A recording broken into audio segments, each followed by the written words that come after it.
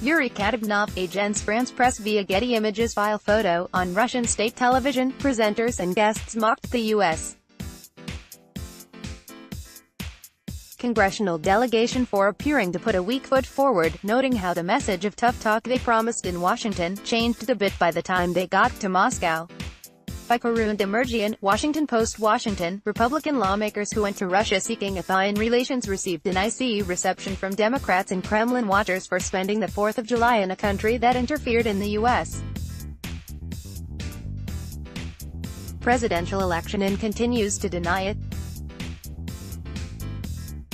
Cannot believe GOP, once the party that stood strong against Soviets. Election, tweeted Clint Watts, an information warfare specialist at the Foreign Policy Research Institute and frequent featured expert before congressional panels examining Russian influence operations. Ad choice advertising and red invented by Tees. Start your day with the news you need from the Bay Area and beyond. Sign up for our morning report weekday newsletter. Russians wooing with a shop-worn song, repugnant as nails on a blackboard. Sen. Richard Blumenthal, D-Con, wrote in a Twitter post in response to the delegation's trip. They are enemies and adversaries, attacking us. Senator Richard Shelby, Arala, led the 8-member delegation on a multi-day tour of St. Petersburg and Moscow, a trip that included meetings with Russia's foreign minister and parliamentarians. It did not include a session that senators had been hoping for, a meeting with Putin, whom President Trump is scheduled to meet at a summit this month. Members of the delegation set off on their trip late last week, promising to be tough with Russian officials ahead of the president's visit, especially on matters of election interference. But they struck a conciliatory tone once there. The point of their visit, Shelby stressed the Duma leader, was to strive for a better relationship with Moscow, not accuse Russia of this or that or so forth. It played well in Moscow, but not on the home front. Politicians celebrate Independence Day in many ways. Some march in a parade. Some attend a barbecue or watch fireworks, tweeted Richard Painter, an ethics lawyer in President George W. Bush's administration, who is running for the Senate in Minnesota as a Democrat. But others must travel further to meet with their most important constituents. The senators who posted 4th of July messages on social media while still in Moscow took some of the sharpest criticism, some of which highlighted that while they met with Kremlin-connected officials, Britain discovered that 2 of its citizens had been poisoned by a suspected Russian nerve agent, the same substance that injured a former Russian spy and his daughter, in England in March. Others pointed out that while the delegation was in Russia, the Senate Intelligence Committee released a report finding Russia had interfered in the 2016 presidential election with a clear preference for helping Trump defeat former Secretary of State Hillary Clinton.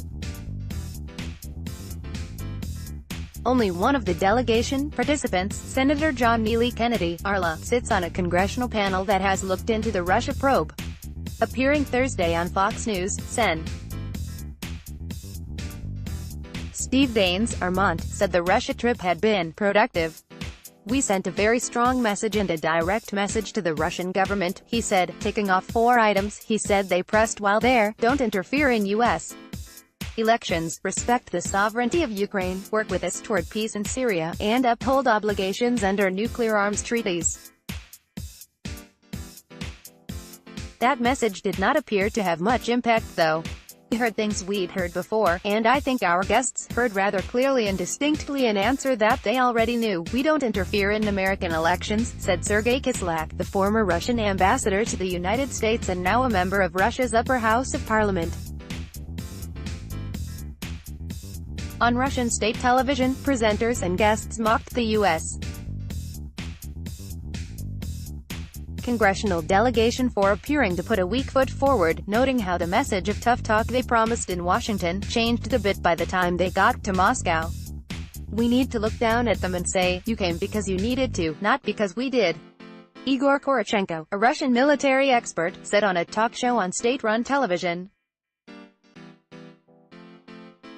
The congressional GOP's prominent foreign policy voices have remained quiet about the trip, declining to comment about the visit's significance. Last week, Senate Foreign Relations Committee Chairman Bob Corker, R10, remarked only that Jon Huntsman, the U.S. ambassador to Russia, had been urging several colleagues to visit. In comments to reporters, Huntsman defended the delegation's efforts as important. Election meddling was stressed in ways that have never been discussed before, Huntsman said Thursday, pointing out that the congressional delegation was the largest to visit Russia in recent memory. The fact of the matter is that we have not had the kind of conversations, across-the-table conversations, about things like election meddling and malign activity, that really do need to take place. You can't solve problems if you're not willing to talk about them, he added. The Washington Post's Anton Troyanovsky and Amy Ferris Rodman in Moscow and Karen DeYoung in Washington contributed to this report. AD Quality Auto 360p 720p 1080p. You might also like 48 candidates vying for nominated MP posts. Straits Times 1 o'clock. Toshiba harnesses the power of tech for a better Toshiba APAC. Former City Harvest Church leaders Serena Wee and John Straits Times 020 say yes to all-day breakfast with the Sausage McMuffin. McDonald's Limitless is a non-profit that crafts bionic arms for Hardware Zone. Leaked Xiaomi Mi Max 3 pictures show a dual rear. Hardware Zone. Trump's resort petitions to hire 40 foreign workers. MercuryNews.com. Olivia Nova dies, latest in string of porn star deaths. MercuryNews.com. Ask Amy, I think something's up between my wife and. MercuryNews.com recommended